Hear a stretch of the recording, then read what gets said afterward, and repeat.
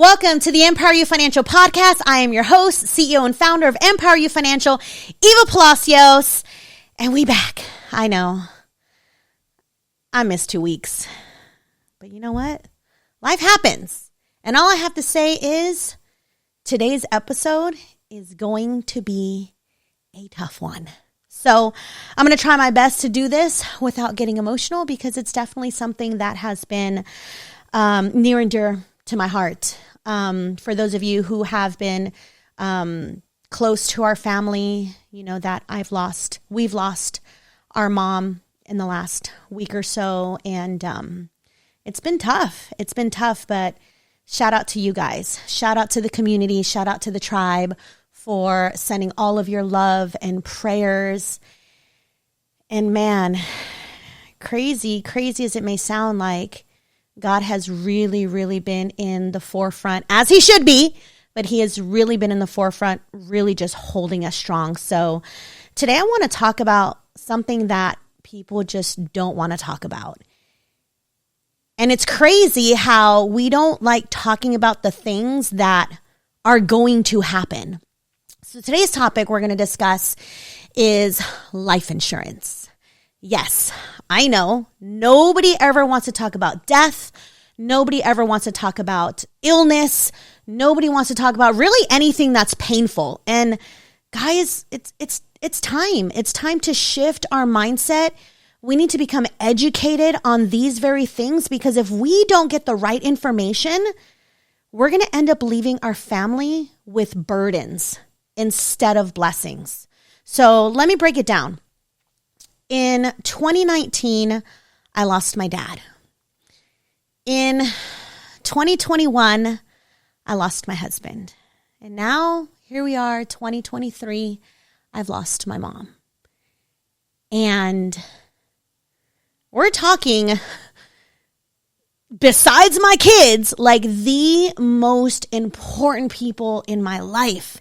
And I strongly feel that God is using me as a vessel to allow me just to continue to walk in my purpose and educate people when it comes to financial literacy and credit and these things, because again, they don't teach us these things. They want us to stay in the rat race. They want us to stay living mediocre lives, and we just can't. So I want to back it up and I want to share a story because in each situation, had I had the right information from the beginning, I strongly believe life would look so much more differently. So let's talk about the different types of life insurance. First and foremost, something that is very, very easily attainable, something that you probably may even receive in the mail, maybe even via email, maybe a commercial or some type of advertising. And this is something that you might see as little as $5 a month or as little as $8.95 a month. And this type of life insurance is, you got to really look into it. This in particularly is called accidental death benefits. And basically what this means is should you pass away in an accident, then this type of life policy, in essence, it would kick in.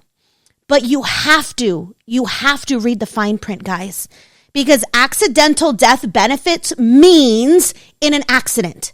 It does not mean if you become sick. It does not mean if you just, lived a long life and just passed away due to old age.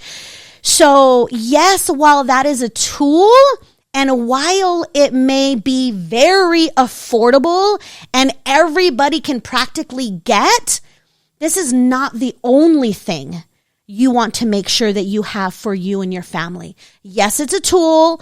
Yes, I even have it myself. I even have it for my children.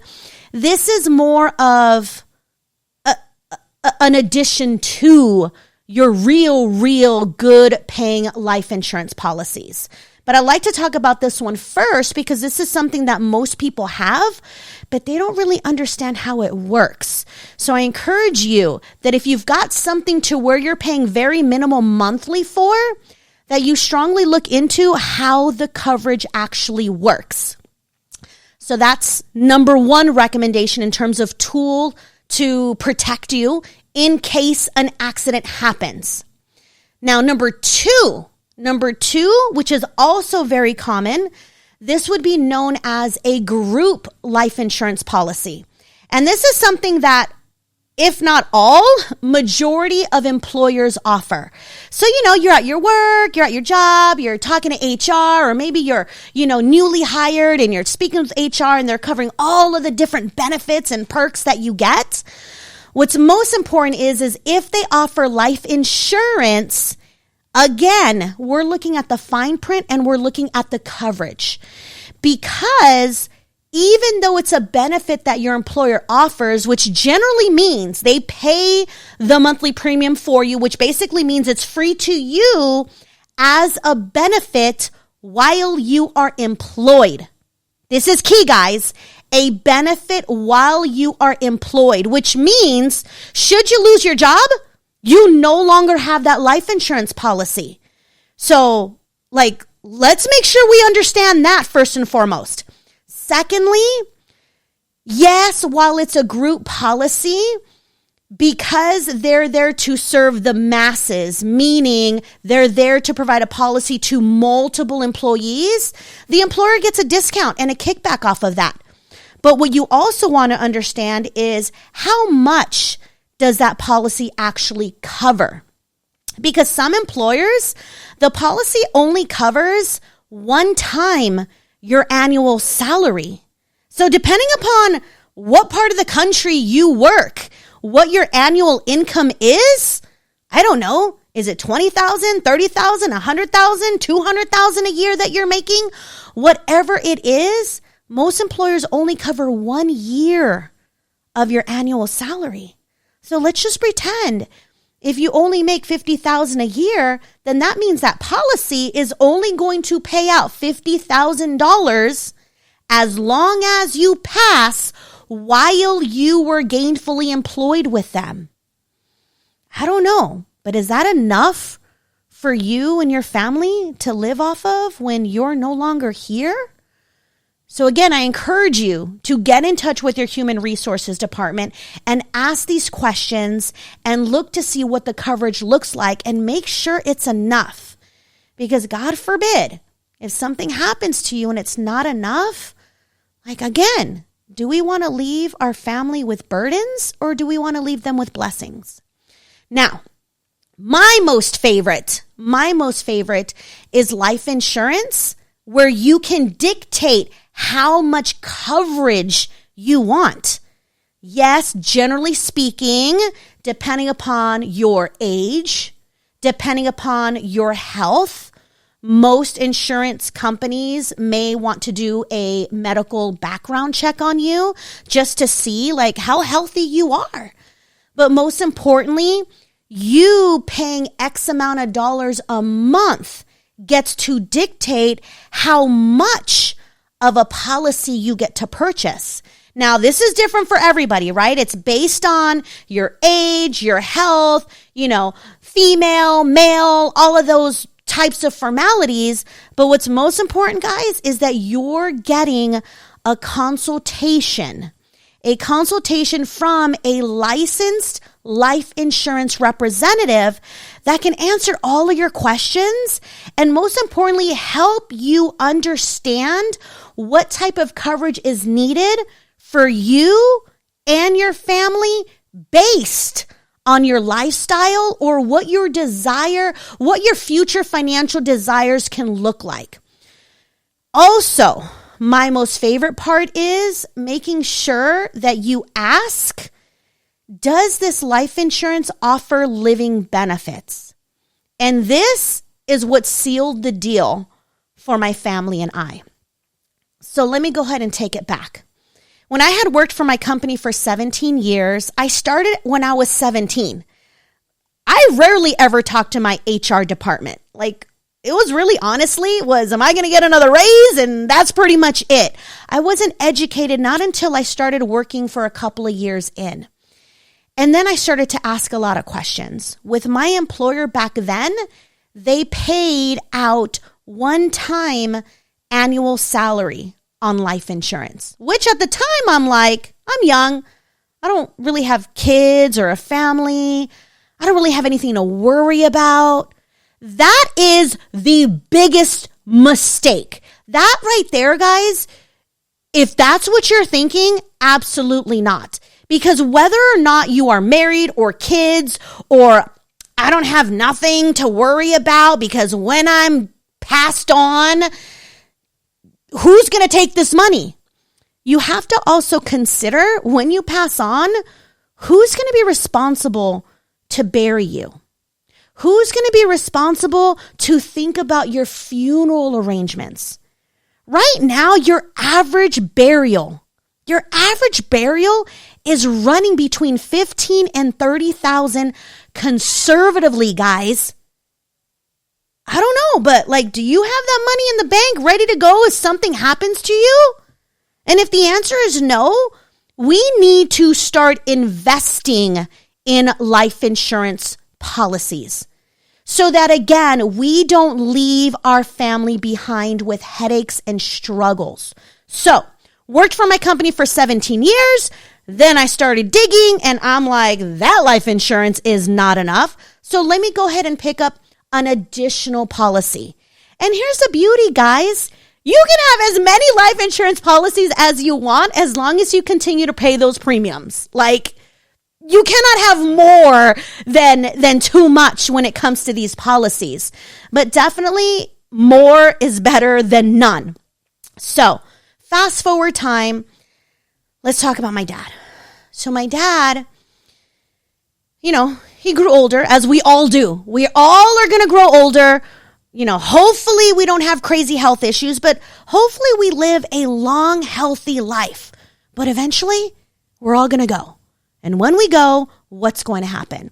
So in the later part of my dad's life, the last maybe 3 to 4 years of his life, granted, he worked with his company for over 35 years, built a great retirement plan, had a life insurance policy with that company. That was not the best. But one thing that I'm so grateful and thankful of is he thought outside the box and he picked up an additional life insurance policy. Now, the life insurance policy that he had paid out when he passed. But again, had I known what I know now back then, I would have taught him differently. For the last 3 to 4 years of his life, he actually developed dementia, which then, my stepmom would have to take care of him and, bathe him and cook for him. And I say all of that because these are the things that we don't think about. Had he had life insurance with living benefits is an add-on. And there's a lot of insurance companies that charge extra for this. But the company that I'm with, it's absolutely free. So I'm like, sold.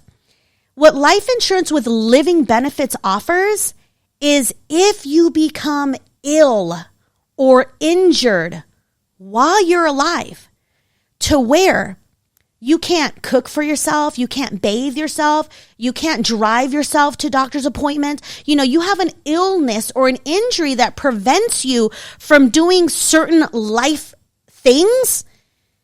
That policy, you can cash out completely tax-free to then pay for either in-home health care or 2, supplement your income.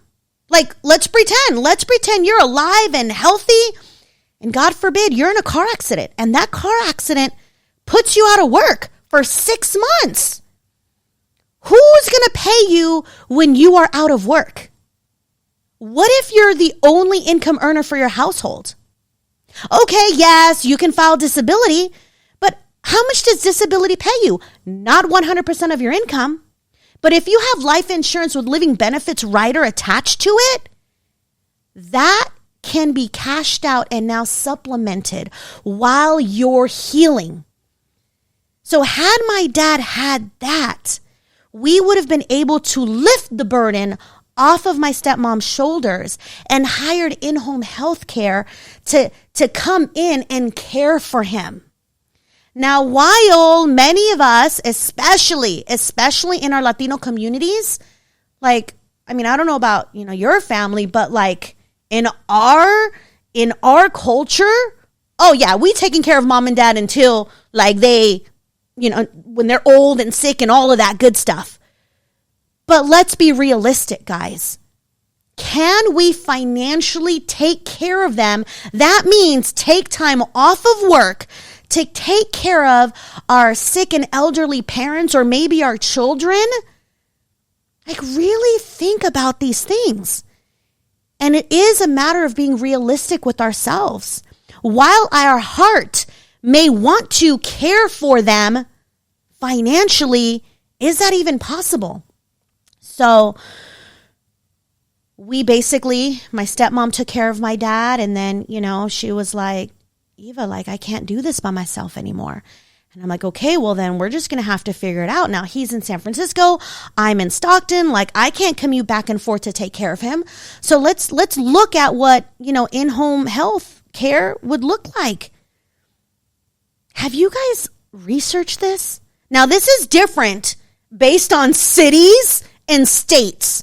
But if I were to hire somebody, a nurse, to come in and take care of my father while he was sick, 4 days a week, not even 7, guys, 4 days a week, that would have ran $8,000 a month. I don't know about you, but I wasn't making $8,000 a month to be able to do that. So I said, okay, well, how much would it be in Stockton? In Stockton, it was $5,000 a month. And I'm like, holy smokes, it's just cheaper if I take care of him. Now, bless my husband's heart. He was still alive when my dad was sick, and he took care of him majority of the time while I held down the fort and I worked and I continued to build this business. But what if that wasn't an option? How would we survive? How would the bills get paid? And these are the difficult conversations that we need to have and we need to start thinking about, because it's going to happen, guys. It's going to happen. The question is financially, are you going to be prepared for when it does? And if you're not, imagine the stress that it's going to put on you. Imagine the stress that it's going to put on the household. Like, we need to seriously think about these things. So that's an example of where I saw that life insurance with living benefits could have played a huge part had I known back then what I know now. Now, fast forward time, we got good. And thank goodness that God has placed the right people on our path to educate me and my family about these different products and services. Because then when hubby got sick and he passed, before he did, we again had life insurance policies, but we got another policy on top of what we had. And if financially you can continue to get more policies just to add on to what you have, great. And you might have a whole life policy and get a term. Or you might have a term and get a whole life. Like, you can have a variation of whatever, but it's not cookie cutter. It should be based on what your financial situation is and what would you like it to look like when we become older. Should we become ill? And should we pass on? What do we want to leave our family with?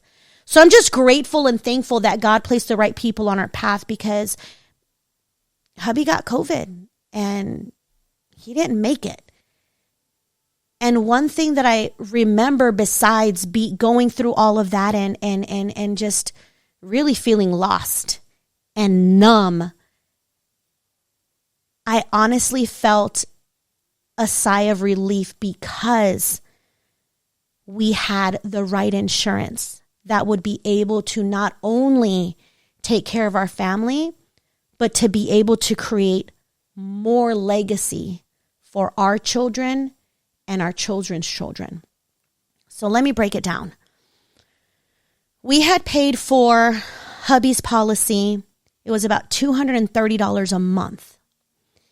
And it was for one of the policies was for $350,000. And while some people can be like, wow, $230 a month, that's a car payment. That's a lot of money. Guys, look at the money that you're spending. What are the companies that you're feeding? How much are you paying on your cable bill? On your utilities? Now, granted, your utilities you need, but cable you don't really need. How much are you paying on your cell phone? I know people that pay $400 or $500 a month for a cell phone service, but they don't have life insurance. Our cell phone for a family of 4, our cell phone plan is $100 a month. We are not doing any extra fanciness over here. We need to get good with our finances, guys, and actually put money towards things that are going to add value to our lives and that are going to leave our families a legacy. So, $230-something a month that we paid in when he passed, cash that out. What we did with that money, we took that money and we invested in real estate. Part of that money, I bought a duplex in Pennsylvania. That duplex was $70,000. Bought it cash. It's returning $1,200 a month. Look at those numbers, guys. Life insurance paid out $350. I took $70 of it. Bought a duplex in Pennsylvania that's paying us $1,200 a month. So think about it. We paid $230 a month for this policy. And yes, granted, a life was lost. But what's most important, guys, what I really want you to understand is you're making a monthly payment on an investment that's going to give you back a return that can allow you to build a legacy for your family. And if you do right with that money, you can make that money make more money. So that's just an example of how we turned a $230 a month monthly payment into a $1,200 income. And that's only a piece of it. I'm not telling you what we do with the rest, but just to give you an idea of what these tools can do for you and your family. So that's that story. Mom has been with a lot of different health issues for many years. And honestly, I personally feel I should have done better. But again, I didn't have a financial mentor to pour into me to say, Eva, you need to do this, this, and this. I learned it and it was too late.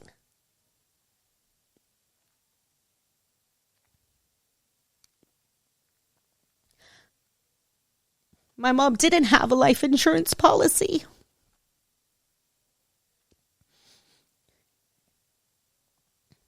I'm still grateful and thankful for having the right information and having the resources that I have because of all the moves I was able to make throughout the years. But I should have done better. So now we're here between me and my siblings trying to figure out, okay, how are we going to bury her? How are we going to give her the proper burial, the proper services? And without a doubt, we're going to make it happen. But you don't ever want to be in a position to where you got to do a GoFundMe. You got to do these car washes. You got to go sell food just to be able to bury your loved one. We cannot continue to live life under a rock when we know things are going to happen. So I encourage you guys. And maybe some of you have life policies and you're thinking, I'm good. Let's review them. Let's review them and make sure you have enough coverage. Heck, maybe for the same monthly payment, you can get more coverage. This is where I love to upgrade people's policies, because what you got 10, 15, 20 years ago, it's probably irrelevant now. What used to work back then is so much different now. So if you guys are wanting someone to review your policy, a free consultation, no salesy, nothing, just me looking at what you've got, asking you some questions like if this is enough or if not, and review some numbers, do me a favor. Drop me a DM. If you're watching this on the YouTube, click the link below and send me a message or comment in the post below. Because again, guys, we can't continue to live life under a rock when we know this is what's going to come. It's not even a matter of if it's going to happen. It's really just a matter of when it happens, how is your family going to be protected? How are they going to survive? What are they going to do when you're no longer here? So, I know it can be very difficult to talk about these things. And you might be looking at your finances and asking yourself, I can't even afford to make a life policy. I can't even afford a monthly payment for a premium. Guys, there are premiums as little as $50 a month. There's really no excuses. Now, I know the world is out there, talking about $1 million policies and $2 million policies and 500, whatever. If all you did was get at least a $20,000 policy to get started somewhere, then at least your burial would be covered. You can always upgrade later. You can go from a $20,000 policy to a $50,000 to a $100,000 to a $200,000. You don't got to stop at just a little bit. But I encourage you to get something, because I promise you, in all three of those situations, I wasn't worried about needing to stress over how am I going to cover these funeral arrangements. And I don't know about you, but if you've never planned a funeral, it can be very stressful. What I do remember is having the financial resources that allowed me to not only plan beautiful funeral services and receptions and whatever it's called, it allowed me the opportunity to mourn. It allowed me the opportunity to grieve. Why? Because after it's all said and done, I didn't have to worry about bills. I didn't have to worry about not being able to lay them at rest in the way that they deserved to be laid at rest. I don't know if that makes sense to you guys, but to me, that's super important. And, and it's crazy because sometimes, honestly, me, I'm always full, transparent. But sometimes, I kind of wonder how the world thinks of me. And I know you guys are like, oh my God, you're so strong, you're amazing, and you're all this and you're all that. Honestly, it's because I have my finances together. It's because we have our finances together.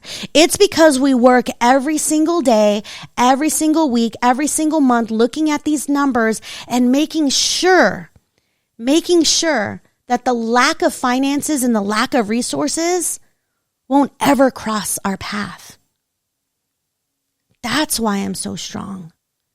Because of the information that I've learned and the people that I've connected with. And most importantly, man, putting God at the front of it all. Without him, without my community, your girl would be in the gutter. It's okay to be in the gutter sometimes, but we just can't live there. But I strongly believe when we have our finances in order, it makes life much more easier. So with that being said, guys, I hope I've added value to you. I hope I've at least inspired you to take a look at what policies you have, to evaluate them, to see whether or not they're enough, to at least motivated you to have these conversations with your HR department, and sheesh, to at least have these conversations with your spouse, your significant other, with your children, because these are, if anything, like this is the most important topic you need to be discussing at some point, but hopefully sooner rather than later. So that being said, guys, I will see you on the next podcast. Thank you.